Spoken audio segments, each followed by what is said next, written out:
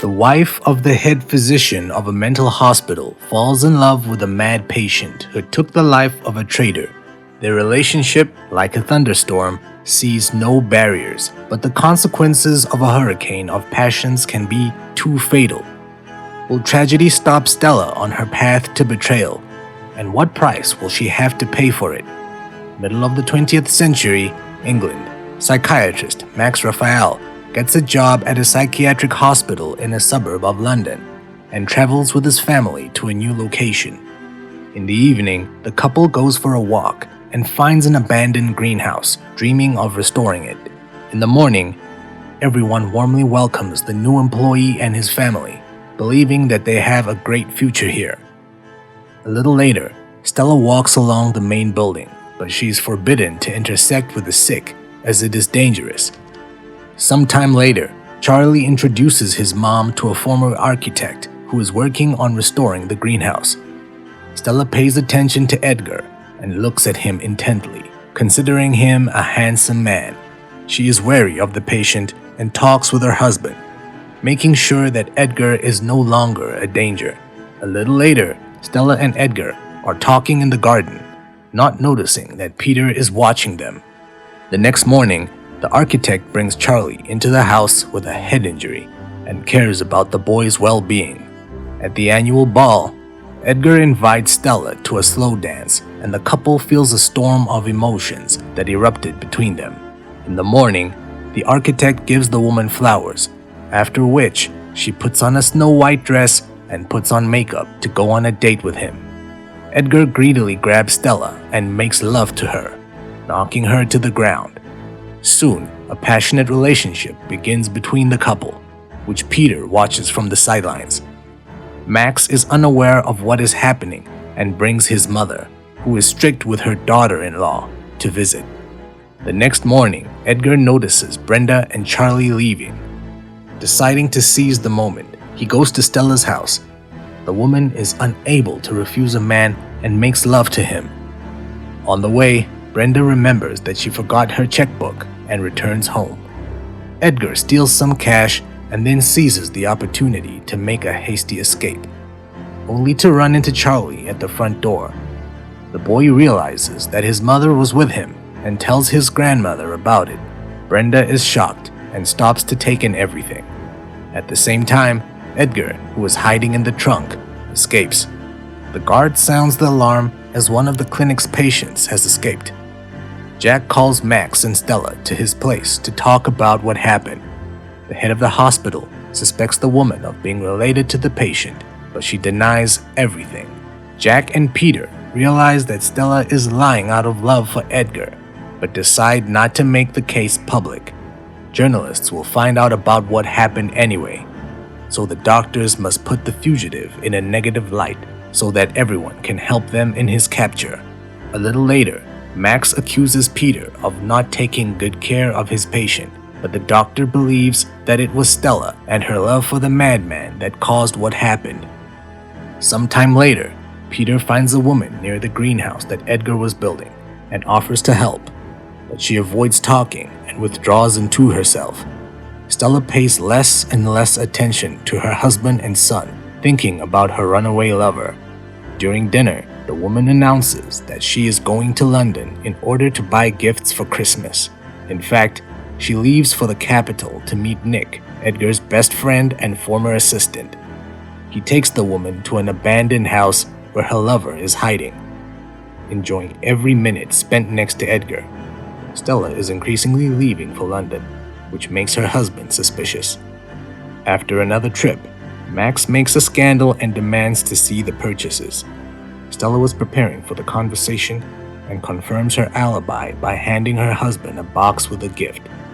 Believing that the jealousy was unfounded, Max apologizes and the couple makes love. A couple of days later, Edgar sets a condition for Stella. Either she will leave her family and move to live with him, or she may no longer come since he's not going to share her with another man. Peter guesses about the purpose of Stella's trips to London and asks the woman to be careful. He tells her that Edgar took the life of his ex-wife, doing it in particular cruelty, having beaten her for treason he beheaded the woman, after which he deprived her of her eyes. Stella is not afraid of this, and the woman leaves farewell letters for her husband and son, after which she runs away to London. In the evening, Max reassures his son and promises that his mother will return to them sooner or later. Meanwhile, Stella has a carefree time with Edgar and his assistant Nick, drinking and enjoying life.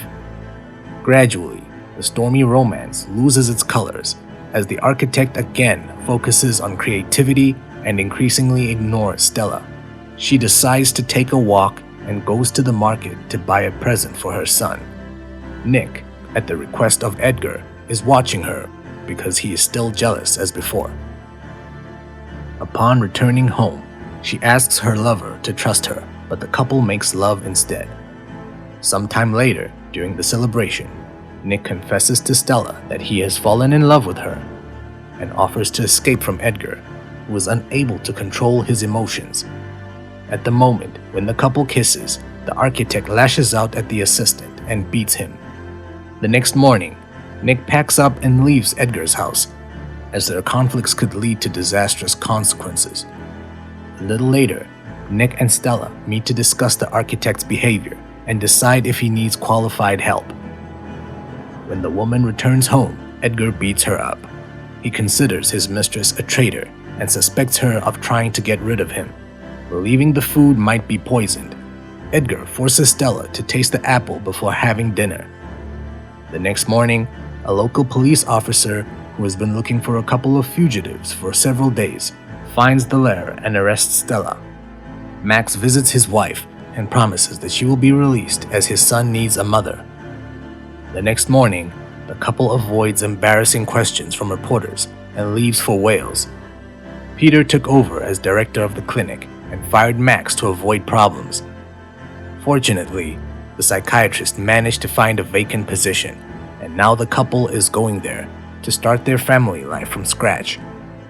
Peter visits Edgar's lair and finds a statue of Stella.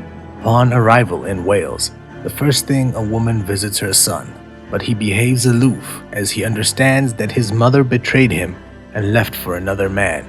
She walks Charlie to school and meets him after class, but this doesn't change the difficult relationship between mother and child. Feeling that her husband and son no longer trust her, Stella begins to drink and cannot sleep without a bottle in her hands. Sometime later, Max realizes that this cannot continue and decides to forgive his unfaithful spouse. Meanwhile, an unknown person calls the psychiatric hospital to find out where Max and his family have gone.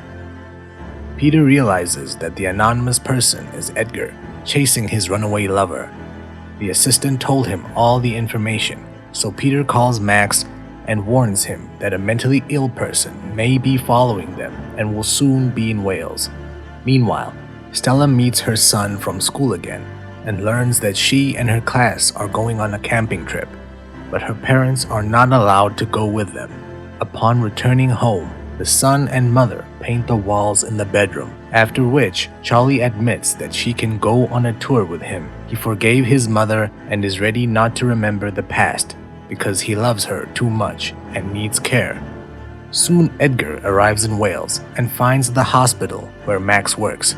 Having made his way to the administrative building, he finds out the phone number and calls Stella in the morning. She deceives her husband and says that it was a teacher, as she is afraid to admit her desire to meet her lover again. A couple of days later, Stella goes to an abandoned house where she meets and kisses Edgar. Soon, they notice the police surrounding the building, and the lover tries to escape. A dozen uniformed men arrive here thanks to the concerted actions of Max and Peter. They arrest Edgar and return him to a mental hospital. Sometime later, Stella and Charlie go on a field trip. Children and their parents are divided into small groups to explore the picturesque nature. The boy dreams of fishing and, having no fishing rod, decides to catch fish in a glass jar. Once on the riverbank, Stella is immersed in thoughts and remembers her lover. Meanwhile, baby Charlie stumbles and falls into the water, starting to drown. Stella looks directly at him, but does not seem to notice what is happening since her head is filled with Edgar and not with her husband and son. Teacher notices the irresponsible mother's inactivity and tries to save Charlie, but it's too late. Only after pulling the child's body ashore, Stella realizes what has happened and cries from the bitterness of loss. A couple of days later, Peter arranges for the boy's funeral to make it easier for Max to get over what happened.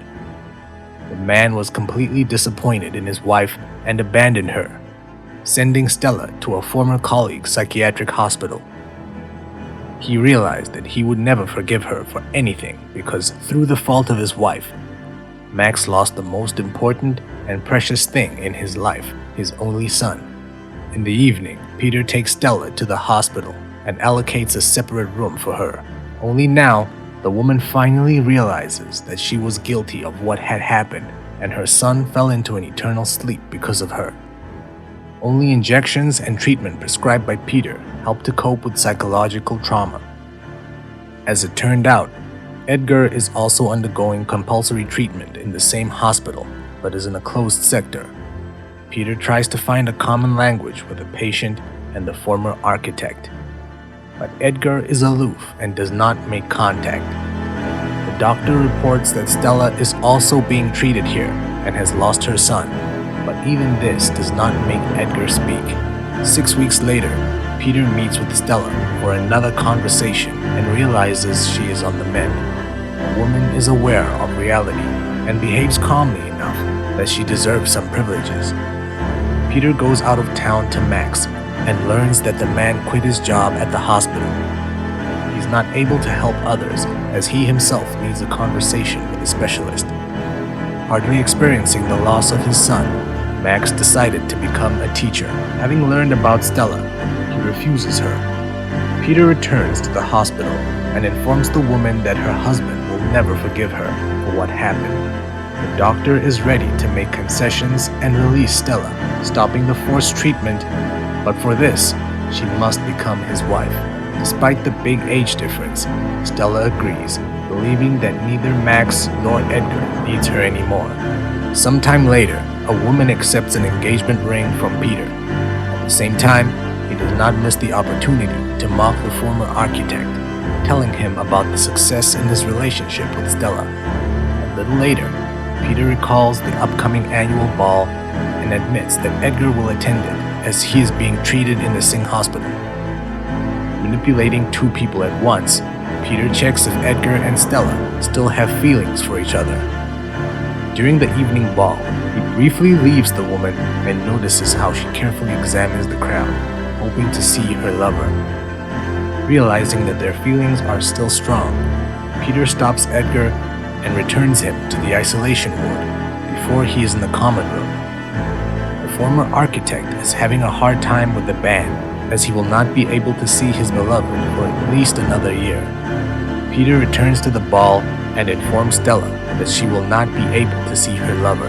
After the dance, the disappointed and helpless woman throws away her wedding ring and goes to the roof of the hospital. Realizing that dreams are not destined to come true, she will never be with her beloved. Stella takes her own life. Max visits the graves of his son and wife in the cemetery, realizing that he still loves her. Edgar and Peter are also painfully experiencing what happened, because each of them loves Stella, but none of them coped with her madness. Thanks for watching. We hope you like and subscribe. See you soon.